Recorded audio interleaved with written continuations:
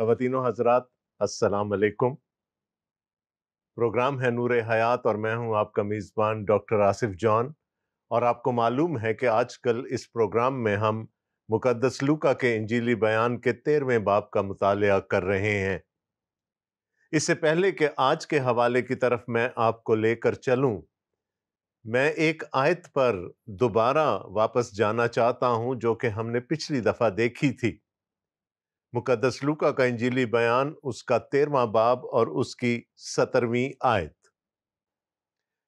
और यहां लिखा है, जब उसने ये बातें कहीं तो उसके सब मुखालिफ शर्मिंदा हुए और सारी भीड़ उन आलीशान कामों से जो उससे होते थे खुश हुई। इस आयत पर हमने पिछले प्रोग्राम का इख्तिताम किया था। इस आयत की वजह तस्मिया ये है कि इससे पहले खुदावंद यस्सु मसीह ने सबत के दिन इबादत खाना में एक खातून को, जो कि कुबड़ी हो चुकी थी, उनकी कमर में तकलीफ थी, और उसकी वजह भी खुदावंद यस्सु मसीह ने हमें बताई कि वो इबलीस गिरफ्ता थी, बदरू गिरफ्ता थी, और उस बदरू ने उनकी कमर को झुका दिया था। और ऐसा कई सालों तक होता रहा। जब खुदावंद यस्सु मसीह ने उस औरत को शिफा दी और सबत के दिन शिफा दी, तो इबादत खाने का सरदार बोल उठा कि सबत के दिन शिफा देना रवा नहीं है। इस पर खुदावंद यस्सु मसीह ने उनको ये तालीम दी कि सबत के दिन अगर हमारा कोई जानवर कुएं में गिर जाए तो हम उसको निकालने में तो कोई एतराज नहीं करते। तो क्या एक जानवर की जिंदगी अब्राहम की बेटी की जिंदगी से बरतर है? और इसके बाद खामोशी छा गई। उनके पास इस बात का कोई जवाब नहीं था। और इस पर लूका हमें यह बताते हैं कि जब उसने ये बातें कहीं, सबत के दिन शिफा दी, उस शिफा के वाक़े को डिफेंड किया, और उसके बाद लूका हमें बताते हैं कि लोग दो हिस्सों में तकसीम हो गए। आपको याद होगा कि मैं अपने प्रोग्रामों में बारहा ये कहता आया हूं कि बाइबल मुकद्दस में सिर्फ स्याह और सफेद है, ईदर ब्लैक और वाइट। इसमें ग्रे के हमें कोई शेड नहीं मिलते। या तो आप मसीह के साथ हैं और या आप मसीह के मुखालिफ हैं। यह नहीं हो सकता कि आप दो आकाओं की गुलामी करें। इन बातों के बारे में हमें बड़ी वाज़े तालीम अनाजीली बयानात में और खतूत में मिलती है।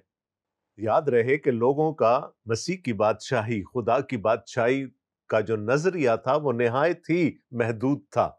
उनके लिए मखलसी ये थी कि किसी तरह से रूमी तसल्लुत से खलासी हासिल की जाए। लेकिन हम जानते हैं कि खुदावंद यीशु मसीह की बादशाही इस दुनिया की नहीं थी।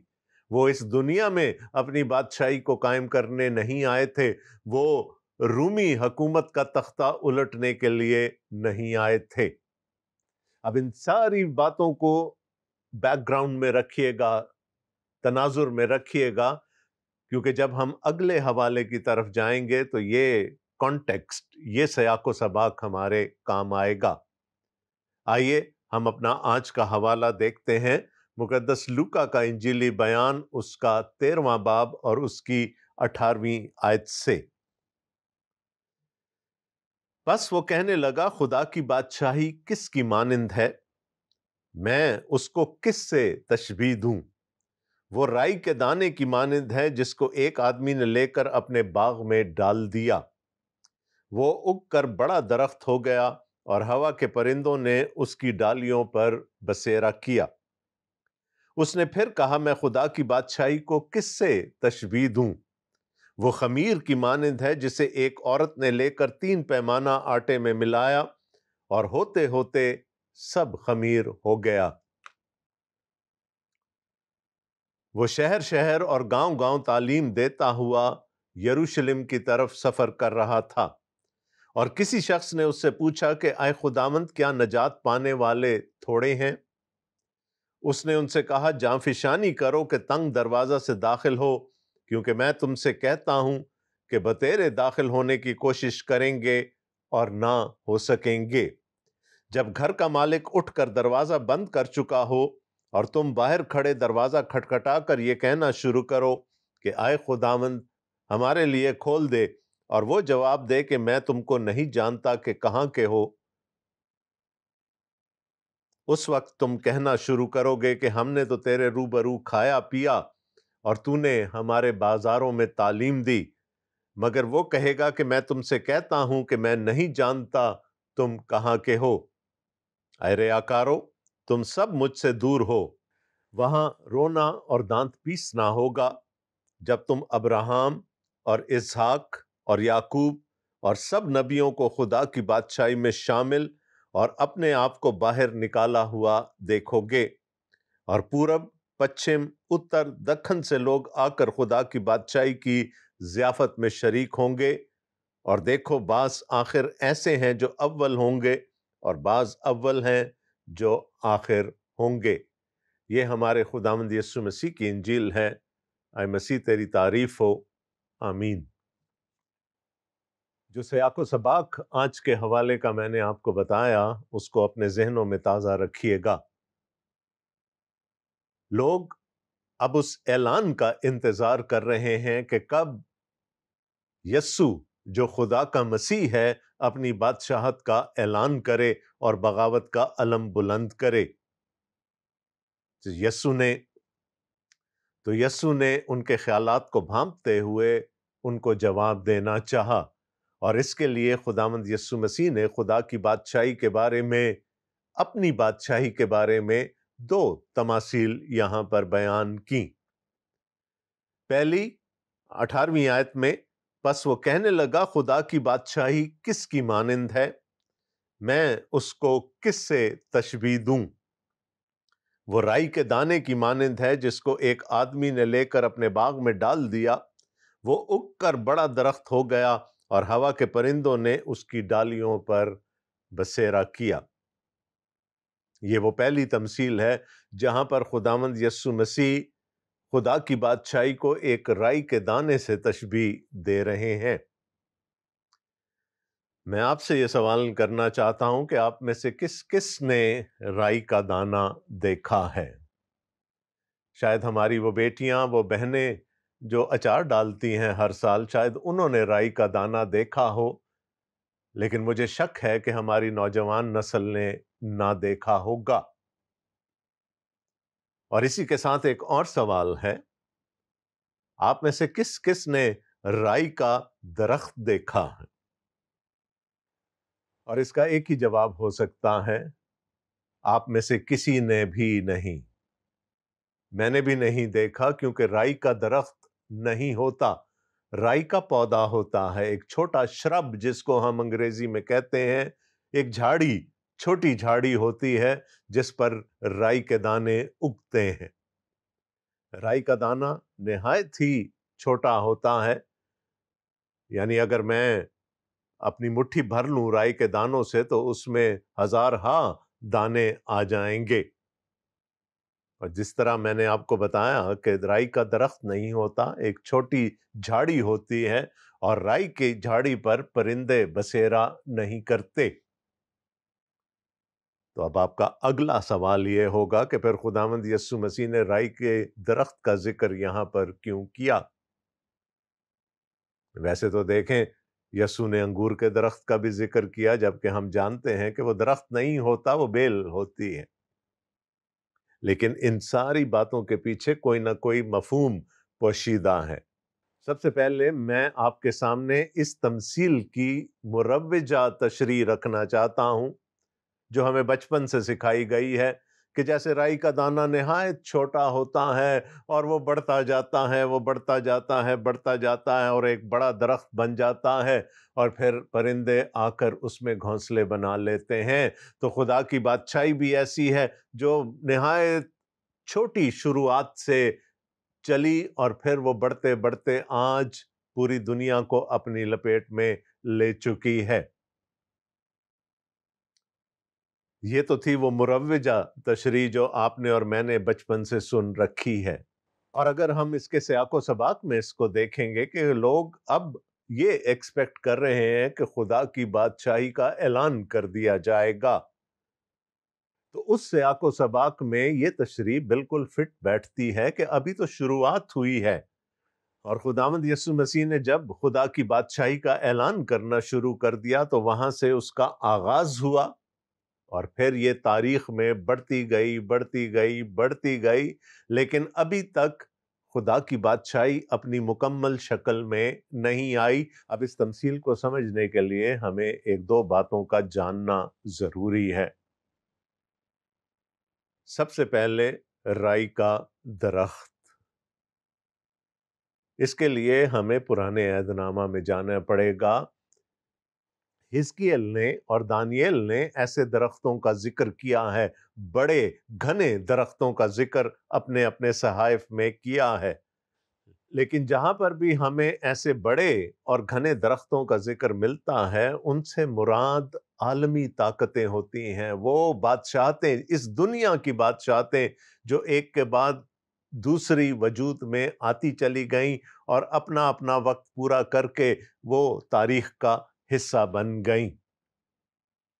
تو یہاں جب خداوند یسوع مسیح ایک رائی کے درخت کا ذکر کرتے ہیں تو اس کا مطلب ہے کہ یہ وہ سلطنت ہوگی، جیسا کہ ہم نے دیکھا تھا کہ وہ پتھر جو آ کر اس بڑے مجسمے کو لگا جو دانییل نے اپنے رویا میں دیکھا تھا، وہ پتھر کہاں سے آیا تھا؟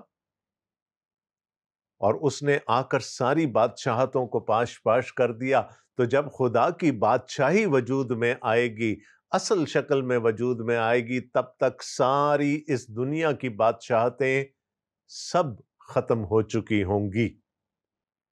اب اس تمثیل میں دوسری توجہ طلب چیز پرندے ہیں، ہوا کے پرندے۔ اب یہاں پر خداوند یسوع مسیح ہمیں نہیں بتاتے کہ ان سے کیا مراد ہے، لیکن پھر ہمیں خداوند یسوع مسیح کی تعلیم ہی کو کھنگالنا پڑے گا تاکہ ہم پرندوں کا مطلب سمجھ سکیں۔ And the mother of all parables، خداوند یسوع مسیح نے ایک تمثیل فرمائی تھی اور اس کے بارے میں کہا تھا کہ یہ تمثیل سب تمثیلوں سے اہم ہے۔ اگر ہم اس تمثیل کو سمجھ جائیں تو پھر باقی تمام تماثیل ہماری سمجھ میں آ سکتی ہیں، اور وہ بیج بونے والے کی تمثیل تھی۔ وہاں پر خداوند یسوع مسیح کے مطابق جب بیج بونے والا نکلتا ہے اور اپنا بیج بکھیرتا ہے تو اس میں سے کچھ راہ کے کنارے جا کر گر جاتا ہے۔ اب چونکہ وہ پگڈنڈیاں سخت ہو چکی ہیں، وہ بیج زمین کے اندر نہیں جا سکتا، تو خداوند یسوع مسیح نے کہا کہ ہوا کے پرندے آ کر ان کو چگ جاتے ہیں، اور خداوند یسوع مسیح نے اس تمثیل کی تشریح خود فرمائی تھی۔ انہوں نے کہا یہ ہوا کے پرندے ابلیس اور اس کے کارندے ہیں۔ اور پھر اگر ہم مکاشفہ 18 باب میں دیکھیں تو وہاں پر ہمیں اس بڑی کسبی یعنی بابل کا ذکر ملتا ہے، اور وہاں پر بھی ناپاک پرندوں کا ذکر کیا گیا ہے، اور وہ پرندے بھی ابلیس ہی کے ہرکارے ہیں۔ خدا کے کلام میں جہاں پر بھی ہمیں پرندوں کا ذکر ملتا ہے، اور دو مثالیں میں آپ کو دے چکا ہوں، اکثر اس کا کانٹیکسٹ منفی ہوتا ہے، نیگیٹو ہوتا ہے۔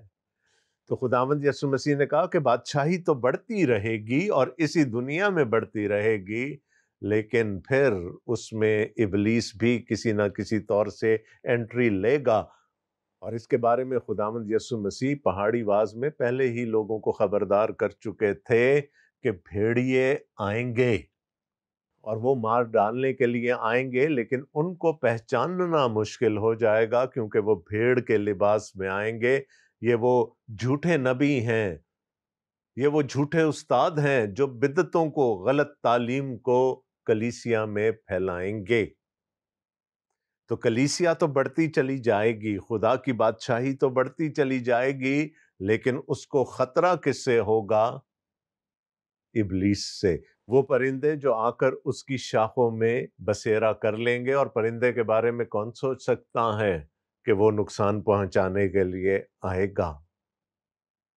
اور اس کے ساتھ ہی ہم دوسری تمثیل پر چلتے ہیں جو خداوند یسوع مسیح نے فرمائی۔ اس نے پھر کہا کہ میں خدا کی بادشاہی کو کس سے تشبیہ دوں؟ وہ خمیر کی مانند ہے جسے ایک عورت نے لے کر 3 پیمانہ آٹا میں ملایا اور ہوتے ہوتے سب خمیر ہو گیا۔ اب نیچرلی خمیر کا یعنی یسٹ کا کیا کام ہوتا ہے؟ وہ چیز کو اس کے اصل حجم سے بہت زیادہ بڑھا دیتا ہے۔ بہت سارے میدے میں، بہت سارے آٹے میں تھوڑا سا خمیر ملا دیا جائے تو وہ پھول جاتا ہے، لیکن اندر کیا ہوتا ہے؟ اندر عمل تبخیر ہوتا ہے، گیس پیدا ہوتی ہے، وہ اس کی وجہ سے پھولتا ہے، لیکن وہ میٹھا آٹا، وہ میٹھا میدا کڑوا ہو جاتا ہے۔ اور پھر خمیر کے بارے میں ہم اکثر جگہ پڑھتے ہیں۔ خداوند یسوع مسیح نے ابھی کچھ ابواب پہلے ہی کہا تھا کہ فریسیوں کے خمیر سے ہوشیار رہو۔ یہ ان کی تعلیم تھی، یہ ان کی زندگیاں تھی، یہ ان کی ریاکاری تھی جس کی طرف خداوند یسوع مسیح نے اشارہ کیا۔ تو کلیسیا کو، خدا کی بادشاہی کو تو بڑھنا ہے۔ یہاں پر خداوند یسوع مسیح 3 پیمانہ آٹا کا ذکر کر رہے ہیں، لیکن اس میں تھوڑا سا خمیر، وہ تھوڑی سی غلط تعلیم، وہ بدعتیں جو کلیسیا میں شامل ہو جاتی ہیں، وہ آٹے کو پھلا دیتی ہے۔ اور پھولنے کا ایک مطلب تکبر بھی ہوتا ہے کہ کلیسیا اپنے کام میں تکبر محسوس کرنا شروع کر دے، ہاٹی ہو جائے، مغرور ہو جائے کہ شاید وہ صحیح کام کر رہی ہے، اور یوں یہ گھن، یہ خمیر اس کو اندر ہی اندر سے کھاتا رہے گا۔ تو کانٹیکسٹ کیا تھا کہ لوگوں نے کہا کہ اعلان ہونا چاہیے خدا کی بادشاہی کا۔ خداوند یسوع مسیح یہ کہنے کی کوشش کر رہے ہیں کہ خدا کی بادشاہی کا اعلان ہو گیا۔ آپ کو یاد ہوگا کہ یوحنا کی پہلی منادی بھی یہی تھی، میری مراد یوحنا استباغی سے ہے، توبہ کرو کیونکہ خدا کی بادشاہی نزدیک ہے۔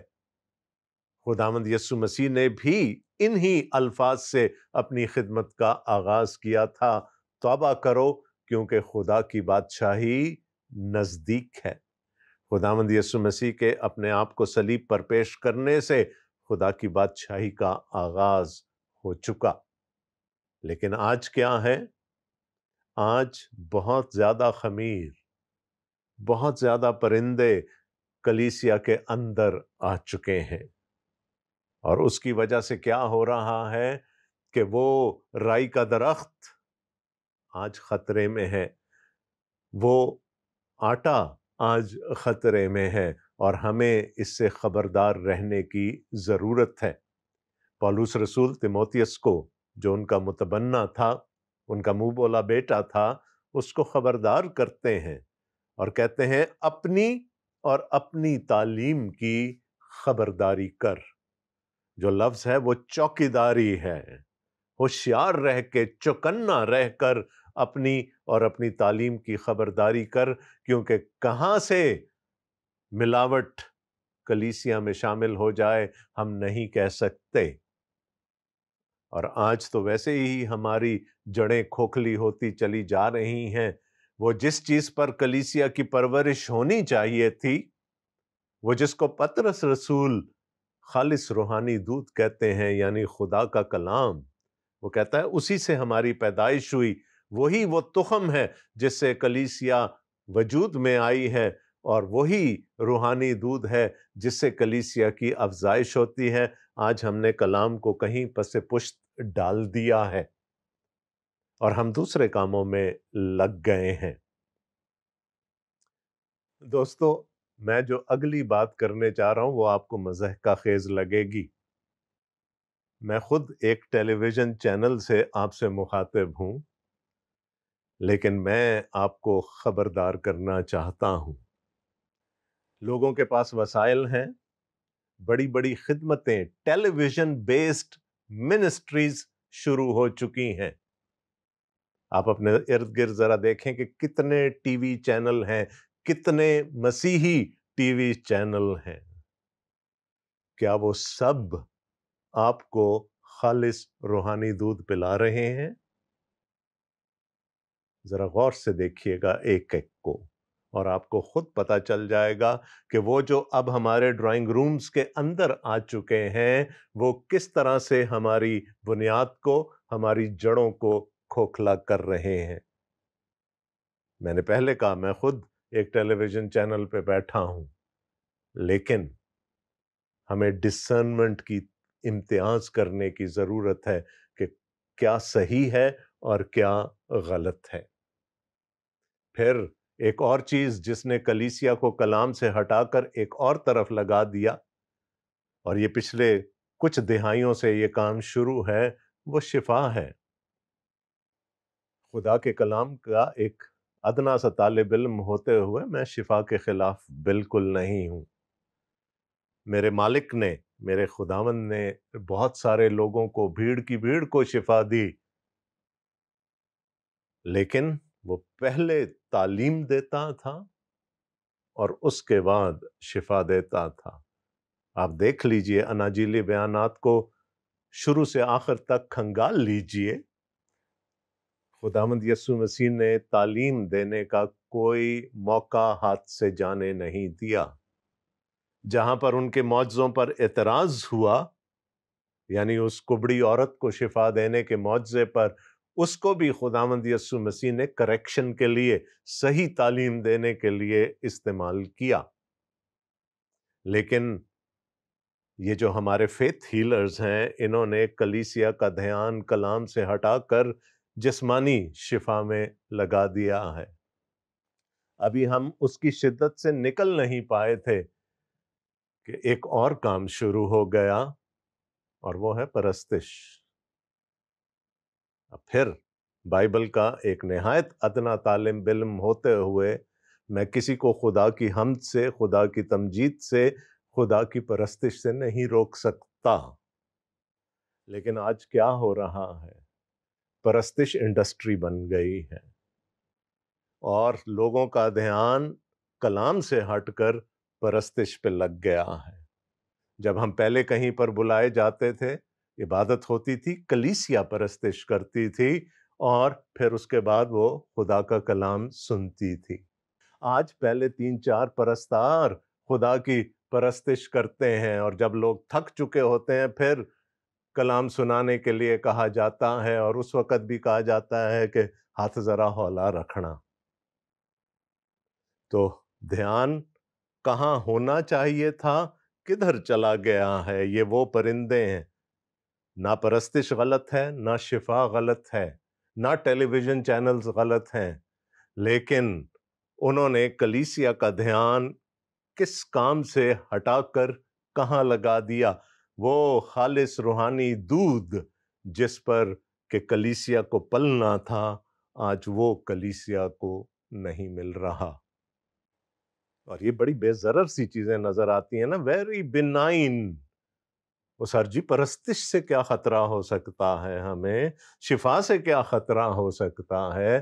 لیکن جب یہ انڈسٹری بن جاتی ہے اور لوگوں کے دھیان کو مسیح کی ذات سے ہٹا دیتی ہے، مسیح کی تعلیم سے ہٹا دیتی ہیں، تو وہاں پر یہ ہماری جڑوں کو کھوکھلا کرنا شروع کر دیتی ہیں۔ میں نہایت وضوح کے ساتھ یہ کہنا چاہتا ہوں کہ آج ہمیں سمجھ نہیں آ رہی کہ ہمیں کیا کرنا ہے۔ ہماری عبادتیں کانسرٹ بن گئے ہیں، اور ہمارے کانسرٹس کو عبادت کا رنگ دینے کی کوشش کی جاتی ہے۔ یہ میں نہایت ذمہ داری سے یہ بات کرنا چاہتا ہوں کہ پرستار بلائے جاتے ہیں عبادت میں، جہاں خداوند کو چاہیے تھی کہ پوری کلیسیا اس کی پرستش کرے، وہاں ایک بندہ گا رہا ہوتا ہے اور باقی سب سن رہے ہوتے ہیں۔ خداوند کو جلال پرستار کی پرستش سے نہیں، کلیسیا کی پرستش سے ملتا ہے۔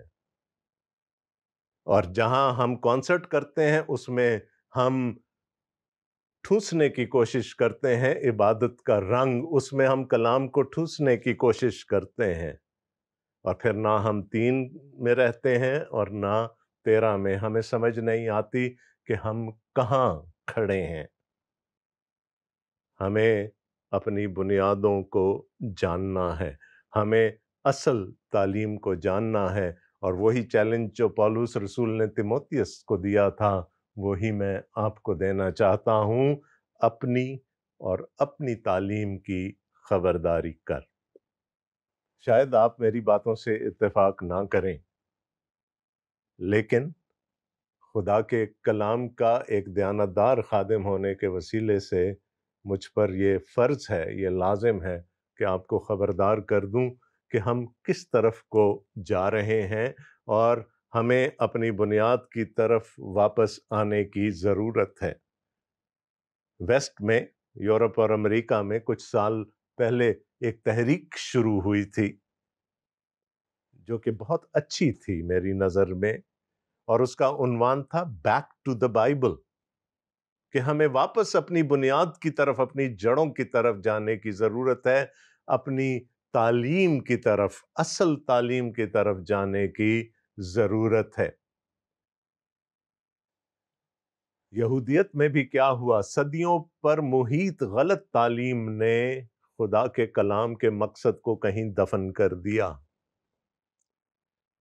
اور پھر جب خداوند یسوع مسیح آئے تو انہوں نے کہا میں شریعت کو، پرانے عہد نامہ کو منسوخ کرنے نہیں بلکہ اس کو پورا کرنے آیا ہوں، اور جو یونانی لفظ وہاں پر پورا کرنے کے لیے لکھا ہے وہ ہے اس کو کھود کر نکالنے کے لیے آیا ہوں۔ اور اس کے بعد خداوند یسوع مسیح نے کہا، تم جانتے ہو، تم سن چکے ہو کہ اگلوں سے یہ کہا گیا تھا، لیکن میں تم سے یہ کہتا ہوں۔ خداوند یسوع مسیح نے کوئی نئی بات نہیں کی تھی، وہ اصل معنی شریعت کے، خدا کے کلام کے کھود کھود کر، نکال کر لوگوں کے سامنے رکھتے رہے۔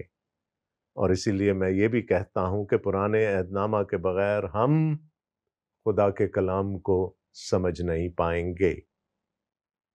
آج کچھ زیادہ ہی سیریس باتیں ہو گئیں اور وقت بھی اب ختم ہوا چاہتا ہے، تو دوستو اگلے پروگرام کے ساتھ ملاقات ہوگی۔ تب تک خداوند آپ سب کو بڑی برکت دے۔ آمین۔ خدا حافظ۔